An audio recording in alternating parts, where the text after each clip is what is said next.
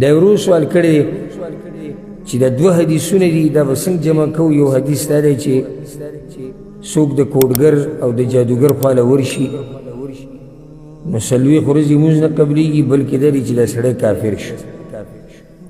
نو دا حدیثونه به څنګه جمع کوو؟ یو کې کافر کېږي او بل کې څلوېښت ورځې لمونځ نه قبلیږي. الجواب هېڅ تعارض الحمدلله په دې حدیثونو په دې دوو حدیثونو کې نشته. دا اولنی حدیث په صحیح مسلم کې دی، من اتی عرافا فسأله عن شيء فصدقه لم تقبل له صلاة 40 يوما. چې یو سړی په کوډګر، جادوګر، پالګر، نجومي هغه پسې ورشي او د یو شي تپوس دې وکړي،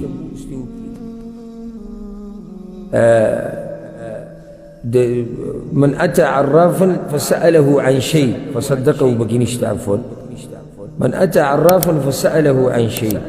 یو سړی چې په کوډګر، جادوګر پسې ورشي، کاهن پسې د څه شي تپوس دې صرف وکړي، بس پیغمبر صلی الله علیه وسلم څلوېښت ورځې لمونځ نه قبلېږي. دا بل حدیث امام ابو داود راوړی، من اتى کاهنا فصدقه بما يقول.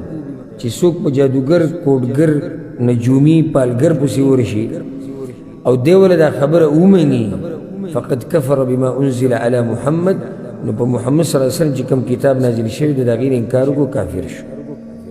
نو دواړه حدیثونه جمع کېږي او دواړو کې مسله څه ده؟ جدا جدا ده، یو مسله خو نه ده. د اولنۍ چې دی دې تللی ده او څه چلې کړی دی، صرف یې تپوس کړی، خبره وله مني نه، رښتینې نه مني. سزا صرف د دې تپوس دا شوه او خوا ته دې تک چې څلوېښت ورځې له الله لمونځ نه قبلوي. هر چې دا دویم دی نو هغه دویم څه چل کړی دی؟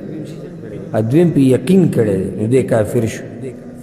ځکه چې د په هغه څه یقین وکړي چې هغه د قرآن خلاف دی. او الله په قرآن کې قل لا یعلم من فی السماوات والارض الغیب الا الله.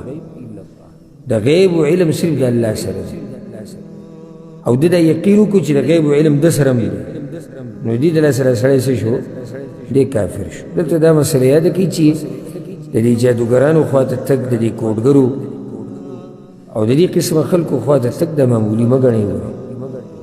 که صرف هسې لاړې که نه وه چې نینداره کړو، څلوېښت ورځې لمونځ نه قبلېږي. او چې دې تپوس وکړو په خبرو دې له یقین وکړو، بیا خو کفر ته یې سړی وګورو، والعیاذ بالله.